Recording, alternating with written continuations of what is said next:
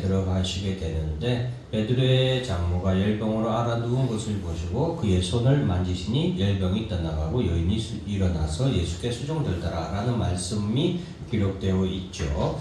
자, 예수님께서 베드로의 집에 방문하신 것은 기본적으로 그의 장모가 열병으로 앓아 누운 것을 아시고 그것을 치료하기 위해서 가신 것은 아니에요. 우리가 여기서 하나 알아야 되는 것은 예수님께서는 다른 목적, 다른 이유로 베드로의 집에 가셨습니다. 아마도 제자의 교육이나 그와 관련해서 방문하실 수도 있는데 어쨌든 여기서 예수님께서 베드로의 집에 다른 목적, 다른 이유로 베드로의 집을 방문했는데 그곳에는 베드로의 장모가 마침 열병으로 앓아 누워 있었던 것입니다. 그래서 예수님께서는 물론 예수님은 전지전능하신 분이라서 물론 다 알고 계시겠죠. 그러나 그 열병으로 앓아 누운 그 장모를 보시고서 예수님은 그 손을 만지셔서 열병이 떠나가게 치료해 주셨다라는 것을 우리가 보면서 예수님을 우리가 믿는다는 것은 여러분 예수님을 믿는다는 것은 지금 오늘 본문 14절에 나온 것처럼 예수님이 우리의 집 안으로 들어오시는 것과 같아요. 예수님을 믿고 예수님을 섬기겠습니다 라고 하는 것은 예수님을 믿고 내 마음속으로 내 마음속에 예수님이 들어오시는 것이고 우리 가정 속으로 우리 집으로 예수님을 모시는 것과 같은 거예요. 그때 우리에게 나타나는 축복은 무엇이냐? 우리 가운데 오신 예수님께서는 우리의 아픈 곳, 우리에게 필요한 것이 무엇인지 아시고 그것을 우리의 아픈 것을 치료해 주시거나 우리의 필요한 것을 또한 채워주시는 그런 축복을 우리가 받을 수 있다는 것을 우리가 오늘 본문 말씀에서 알 수 있겠습니다. 어쨌든 그래서 베드로는 예수님을 자신의 집으로 모셨는데 그때 그의 장모가 병으로 누웠던 것을 치료받게 됩니다.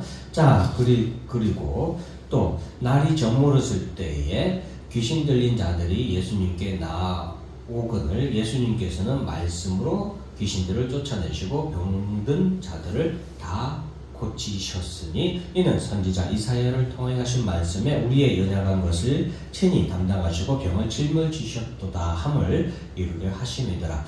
오늘 본문에 나오는 날이 저물었다라는 것은 이게 지금 안식일이 완전히 지나간 이후에 사람들이 귀신 들린 자들을 많이 데리고 예수님 앞에 나왔다고 했죠. 그때 예수님께서는 다른 것으로 귀신들을 쫓아내실 수도 있지만 어떻게 하셨어요? 말씀으로 귀신들을 쫓아내시고 병든 자들을 다 고치셨다 했어요.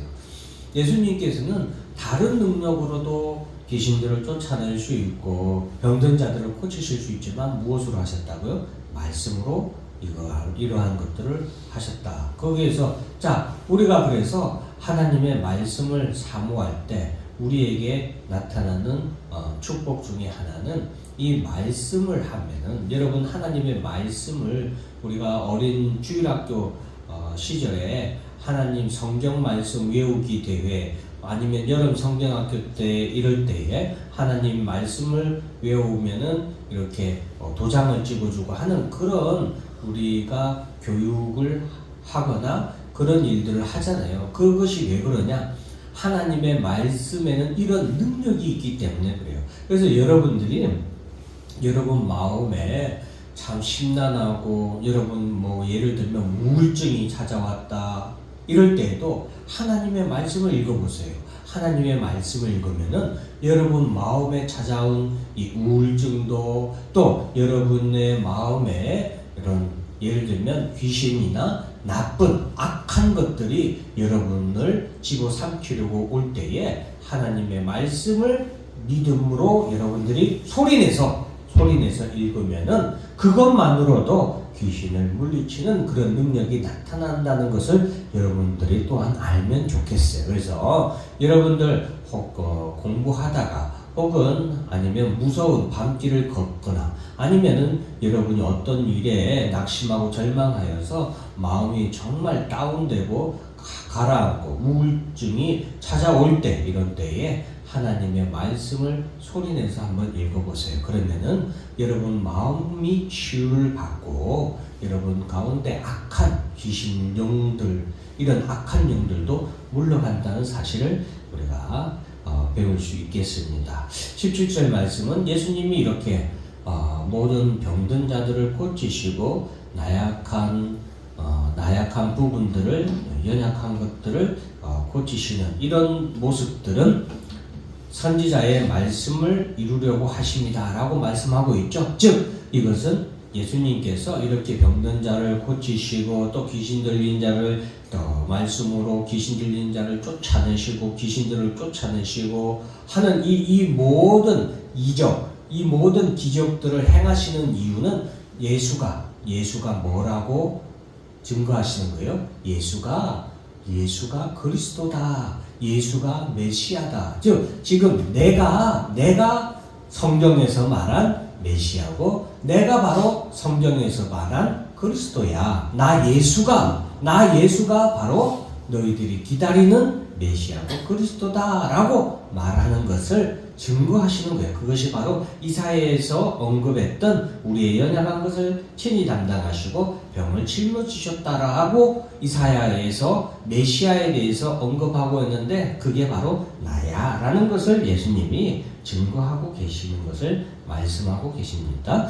자, 그리고 이제 사람들이 많이 예수님을 이때 쫓아다니는데 19절에 보면은 한 서기관이 나와 예수님께 말씀하길 선생님 어디로 가든지 제가 따르겠습니다 라고 예수님께 제자 되기를 청합니다. 그러니까 예수님께서는 여우도 굴이 있고 공중에 새도 거처가 있지만 인자는 머리 둘 곳이 없다라고 말씀하시면서 어떻게 보면 그 서기관의 요청에 대해서 거절하는 답변을 이렇게 하시는 것입니다. 왜냐하면 이 서기관은 예수님의 제자가 되어서 뭔가 명성이라도 이렇게 크게 얻을 것 같고 또 예수님의 제자가 되면 많은 사람들에게 또 존경도 받을 것 같기에 아마도 이런 예수님께 요청을 했던 것 같아요. 그래서 예수님께서는 그런 서기관의 마음을 아시고 여우도 굴이 있고 공중에 새도 거처가 있지만 인자는 머리 둘 곳이 없다. 즉 이것은 예수님께서 나는 뭐 어렵고 힘들게 살아야 돼 이 말이 아니라 이제 아마도 그 당시에 많은 바리새인이나 혹은 또 유대의 사람들이 예수님을 그들의 왕으로 삼으려고 했던 그런 생각과 동일선상에 있는 그런 질문인 것 같아요. 그래서 이 서기관도 아마도 예수님이 나중에 그런 훌륭한 분, 높은 자리에 앉게 되면 자신도 한 자리에 앉을 수 있지 않을까 해서 그렇게 질문을 했던 것 같습니다. 어쨌든 자, 이 서기관, 우리가 신약에 보면은 이 서기관들이 자주 등장을 하는데 이 서기관들은 에스라 시대 때부터 시작된 제도입니다. 그 에스라 이후에 시작된 제도로 서기관이라는 직책이 생겨났고 구약에서는 제사장 중에서 선별이 되었습니다. 그런데 이제 신약에 와서는 주로 바리새인들이 주축을 이루고서 형성한 직책이 바로 이 서기관의 직책이에요. 이 서기관이라고 불리우는 이 사람들은 나이 5살 때부터 5세 때부터 율법을 배우기 시작하고 13세가 되면은 서기관을 가르치는 고등교육기관으로 들어가서 바마츠바라는 고등교육기관에서 율법하고 관련된 여러 가지 고등교육을 받습니다. 그리고 이제 30세 때부터 다른 사람을 가르치는 지위에 오르게 되어서 우리가 흔히 말하는 랍비라는 호칭을 받게 되는 겁니다. 이 사람들이 서기관인데 이 사람들은 율법을 해석하고 가르치는 재판을 담당하기도 하고 또 공회의원, 우리나라로 따지면 국회의원의 그런 직책을 함께 감당하기도 하는 사람들이 서기관들이에요. 그런데 이 서기관이 예수님께 내가 예수님을 따르겠습니다 라고 했을 때 자, 어디로 가든지 저는 따르겠습니다 라고 했을 때 예수님께서는 여우도 굴이 있고 공중에 새도 거처가 있어도 인자는 머리 둘 곳이 없다 라고 말씀하십니다. 그러면서 제자 중에 21절 22절까지 같이 할게요. 제자 중에 한 사람이 이르되 주여 내가 먼저 가서 내 아버지를 장사하게 허락하옵소서 라고 말씀하시자 예수님께서는 죽은 자들이 그들의 죽은 자들을 장사하게 하고 너는 나를 따르라 라고 말씀을 하십니다. 오늘 제가 본문의 제목 설교는 아니지만 굳이 제목을 너는 나를 따르라 라는 제목을 다룬 것은 오늘 말씀에서 예수님께서는 우리에게 분명하게 말씀해 주고 계십니다. 세상에서 우리가 예수님의 제자가 되기 위해서 예수님을 따르기 위해서 우리는 과연 어떻게 해야 되냐? 그것은 이 세상에 있는 것들을 내려놓을 때, 이 세상에 있는 것을 내려놓고 예수님을 따를 때 우리가 예수님의 제자가 될 수 있다라는 거예요. 오늘 본문의 서기관도 그렇고 서기관이 예수님을 따르고자 하는 것, 그리고 이 또 다른 사람은 예수님을 따를 때에 죽은 자들을 먼저 자기 아버지 제사예요. 아버지를 먼저 장사 지내고 나서 내가 예수님을 따르겠습니다 라고 하면 우리가 보통 생각할 때 어때요? 당연히 아버지 제사 치르고 와야지. 그러고 나서 따라 얼른 오면 되지 라고 생각하지만 예수님께서는 지금 뭐라고 말씀하세요? 이 세상에 그 무엇보다도 먼저 예수님을 따르는 것이 먼저가 되어야 된다라는 것을 우리에게 말씀하고 있습니다. 그래서 우리가 여기서 중요한 교훈을 하나 얻을 것은 예수님을 따르기 위해서는 내 손에 다른 것을 쥐어서는 안 된다라는 것이죠. 제가 가끔 이런 비유를 여러분들에게 가끔 들려주는데요. 어린아이에게 아이스크림, 어린아이의 양손에 아이스크림을 딱 주고 우리가 5만원, 예를 들어서 돈을 준다고 해보세요. 5만원짜리 돈을 주고 아이스크림을 딱 하는데 이 아이가 예를 들어서 돈을 받기 위해서는 양손에 들고 있는 아이스크림을 놔야겠죠. 그러지 않고서는 두 손에 아이스크림을 잔뜩 들고서는 우리가 다른 무엇을 받을 수 없잖아요. 그런데 어린아이는 두 손에 있는 것을 놓을 수 있는 그런 결단이 없죠. 그러니까 어린아이는 어때요? 울고 떼쓰잖아요. 그러니까 우리가 예수님을 믿는 것도 그와 같은 것 같아요. 예수님을 믿는데 우리가 이 세상에 부귀영화를 바라는 사람, 오늘 서기관은 부귀영화를 바라는 그런 사람일 수 있겠죠. 또 이 세상에 다른 어떤 관계들, 그런 관계들을 중요하는 사람이 두 번째 제자 중에 한 사람이 되겠죠. 이러한 것들을 우리가 내려놓지 않으면 예수님의 제자가 되어 예수님을 따를 수 없다라는 것을 우리가 알 수 있겠죠. 그래서 우리가 교회 다니는 것, 예수님을 믿는 것, 참 쉬울 것 같지만 참 어려운 일이고 힘든 일이에요. 그래서 이 일은 사람이 할 수 없는 일이라고 말씀하기도 합니다. 그만큼 예수님을 믿고 따르는 일은 어려운 일이에요.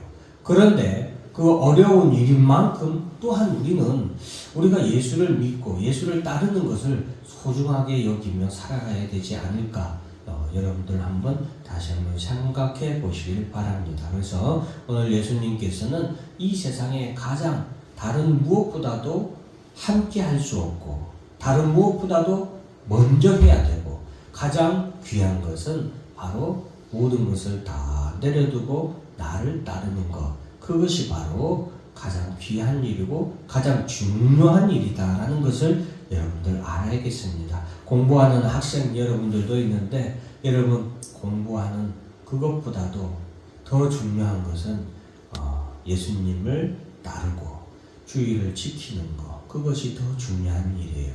우리의 믿음 아무나 지킬 수 있는 것 같죠. 아무나 예수 믿고 아무나 교회 다닐 수 있는 것 같죠. 그렇지 않습니다. 이 일은 아무나 그렇게 쉽게 할 수 있는 일이 아니다라는 것을 여러분도 또한 잘 아시고 예수님을 믿고 따르는 그 일이 얼마나 어렵고 얼마나 또한 중요한 일인지 다시 한 번 더 새기면서 지금 여러분들의 믿음을 다시 견고히 세우시기를 주의 이름으로 축원합니다. 기도하겠습니다. 하나님